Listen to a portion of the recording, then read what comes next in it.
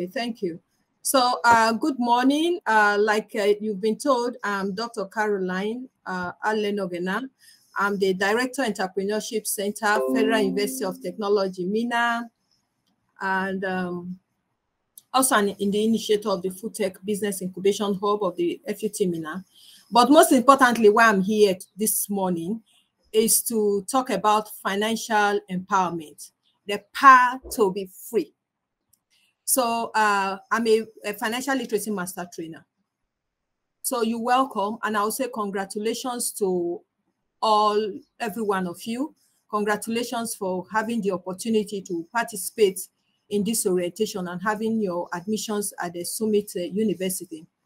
So this morning, we'll be just looking at financial empowerment, the power to be free. And as a part of introduction, I would like to just show the screen. And I would like you to tell me one or two persons what you can see. Yeah. What can you see on the screen? Yes, ma. I can see on the very first picture we have bad. Did I say bad roads? Bad roads. Then also in the second picture we have a community that is full of debts. Is surrounded with debt. Yes, It's not surrounded hygienic. with. Yes, thank you. So, Yes, and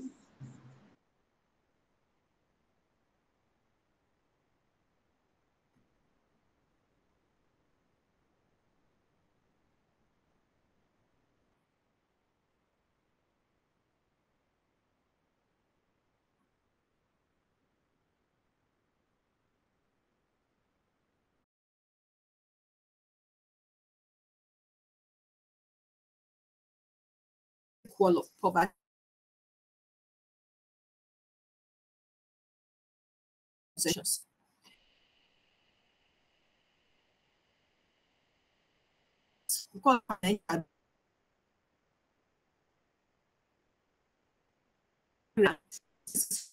I think we have. Employment is not a guarantee. I think we have issues with Dr. Caroline's network. While she tries to rejoin us later, I was giving an introduction the other time. I was talking about the colleges that we have here at Summit University of and I was talking about mass communication department. Even I don't know if I can still take a jam and go back to mass comm because they have such amazing facilities. Our students handle cameras at events. We have student photographers. We have student videographers, cinematographers, and the likes. I don't know if you've been to our YouTube page. If you've been to our YouTube page, Summit University of Suno TV. Okay, she's back. Oh, she has left. Oh, she left. She'll try to rejoin us. So I was saying, if you've ever been to our YouTube channel, then you would see what some of our students have been doing with behind the cameras or even in front of the camera. So, Dr. Caroline, we're still waiting for you to reshare your screen, so we can continue with your presentation. Yeah. So if you go on our YouTube page, you see. And they also have so many, we let them do hands-on training. They don't just learn about cameras in the classroom. They own the camera, they have assignments and the likes. Okay, Dr. Caroline is back with us.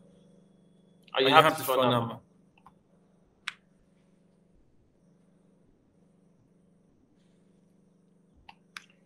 Please unmute your microphone, man.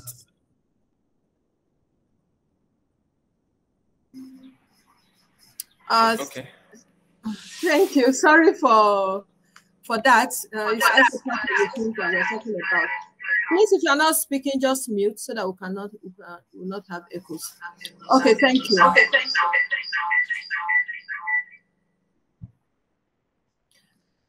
Like I was trying to say, there was this brick wall of poverty that we have to overcome.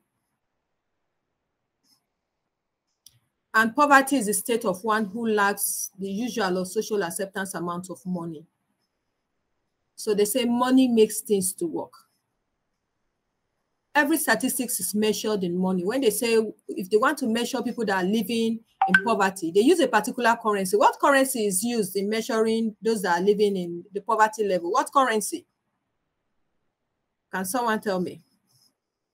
What is the currency? Is it in Naira? Dollars. In dollars, yes. So if you spend less than 1.9 dollars daily, then you are within the poverty level. It's in dollars. So we're really talking about money. And we've seen that employment is not a guarantee against poverty. There are a lot of people that are working and yet they are still poor. And then we ask ourselves, what then is the reason for this? Because this morning we are talking of financial empowerment. That means the power to be free. And you will agree with me that for you to be free, you just got to have the money. If you wanted to come to the university, the Summit University, and you didn't have the money, would you be here? No. You could be at home, or like just the picture you have there, you could maybe be hawking somewhere. So poverty usually results from structural failures and ineffective, outdated economic and social systems. And it grows. And when it grows when you have inadequate political response, policies, both national and international. But there is something I highlighted there in red, because this is from the ILO, that is the International Labour Organizations that usually think about poverty more.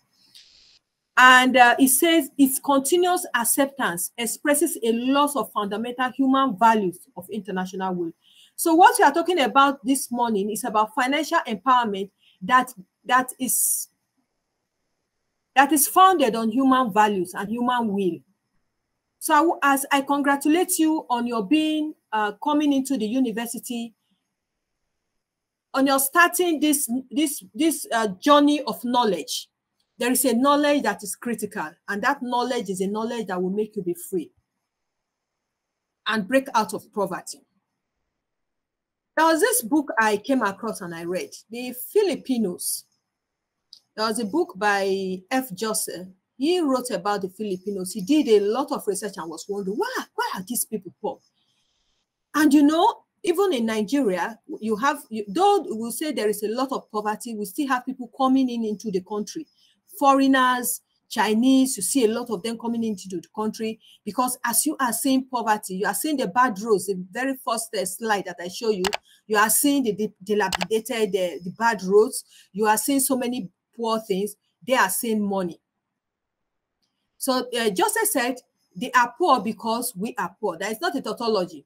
The culture of poverty is self-perpetuating. So when we are talking of financial empowerment, we are talking about breaking out of poverty. So when people have a culture that is self-perpetuating, then they continue in poverty. And he said that he passed through a slum. Every morning you have dozens of adults. As you've come to the university, whether you're 16, 17, 18, you are a youth, you are an adult also. And you ask yourself, what are you doing? So he also listed that one reason why he thinks they are poor is because we do not save. So we remain poor. That means there is a knowledge that is lacking, a knowledge gap that is self-perpetuating, that a man, a woman, someone can break out of. And I call it the breaking out of poverty. If you have come to Summit University, and I think you'll say you shine like the sun, a lot will be put before you. A lot of opportunities will be put before you. Your decisions you make, your outlook, what you do every day, the decisions you make every day as a young man, as a young woman, will determine whether you are breaking out of this circle that is in our nation, that is in Africa, that we need young people to help us to break out, because young people have the strength, will determine it. And there are certain things that you have to do. And one is that you need an enterprise culture, or we call it a business-oriented society. You need to be financially empowered to break the circle of poverty. You need to be financially empowered. And when we say financial empowerment, I'm not talking of winning a lottery. We are talking about creating your own wealth through your own business. And by this morning, we are also encouraging us to take the very first step to financial empowerment. They say 1,000 miles starts with one journey. So what do we mean by financial empowerment? So the breaking out of poverty is through financial empowerment. So what do we say? Well, how can we say that somebody is financially empowered? I want someone to help me here before going to my slide. When I say I am financially empowered, what do you think I mean? Yes, Aminat, you are raising up your hand. Go ahead.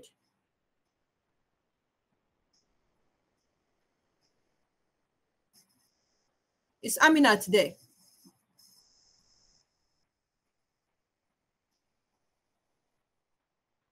Okay, the hand is down. Hamza, yes, go ahead, please. Yes, ma. When you say somebody is financially empowered, that means that maybe let's say like, whenever, even if the person is going through some problems financially, he still has some little change or something that he can use to depend on before he gets money. back. Yes, something like that. Thank you very much. So just like Hamza have said, being financially empowered means you have the power over finance. You can take certain decisions. When you wait for a salary or wait for someone before you can meet a financial obligation, then you are not financially independent. And it is possible for you, even as a student, to become financially independent. And it is a decision and a culture that you have to work out yourself. When you have to borrow money for basic needs, then you are not financially empowered. So there is an empowerment that comes with being able to make financial decisions because you have the control over money.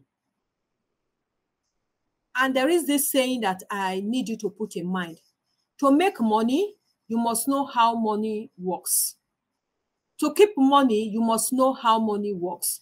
To become financially empowered, you must know how money works.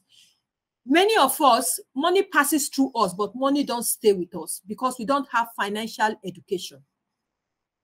So when you get the financial education, it leads to your change in your financial behavior. And this financial education has been provided for you as one of the skills that you will take home with you. You will take into you as you go through the Summit University. The link to there is a platform that has been provided for you. We call it SME Sabi platform. But in your own URL in the university website, there is already a link that you can connect with. And as you connect through that link, you will immediately get into the SME, it says SME Sabi platform, and start with the basic financial literacy training. There is a basic financial literacy training that you can start from that platform. And it is up to you to get financially empowered. What the course will teach you will be some basic financial courses. And those courses will be the very first one, which is the fundamentals, is the decision making. You have to be able to differentiate between your needs and your wants. As simple as it is, many of us still fall victim of not being able to distinguish our needs and our wants. You will learn how to make budgets, how to save, how to make some cash flow management, and how to invest. In the financial literacy courses, there are topics on borrowing, financial inclusion, financial environment. All those are available in the financial literacy course.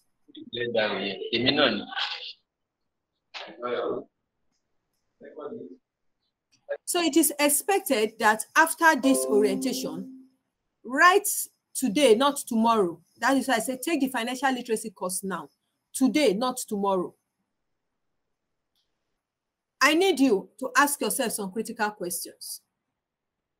What is your dream for a happy future? What is your dream? What is your dream? You alone can determine this. Do you want to be financially free? That is, you want financial freedom and personal self-achievement even before you graduate? You alone can determine this. The decisions you make will determine this. Do you want to shine like the sun of the Summit University offer? Then you have to be wise. And what is that wisdom? What is the wisdom that I'm giving you this afternoon? Can someone tell me what wisdom I'm giving you this afternoon?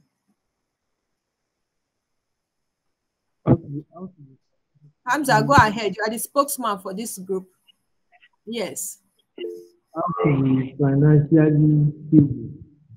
You have to be financially literate. Habib, yes? What is the wisdom? Akorede, Habib. Thank you, Hamza. Yes, Habib. Unmute.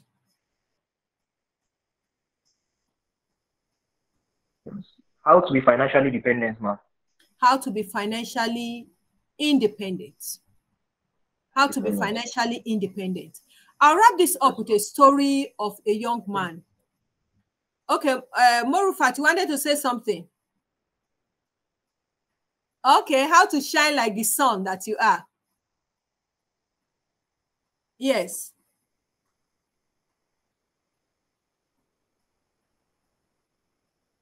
I'll end this with a story, a true life story. A young man got admission to, it was Lautech University of Far. It was in the mid-90s. As he got admission, he got to the university and looked around the university. But he had some financial knowledge. And he came back and demanded for 5,000 naira. And he went back to Lautech and with 5,000 naira.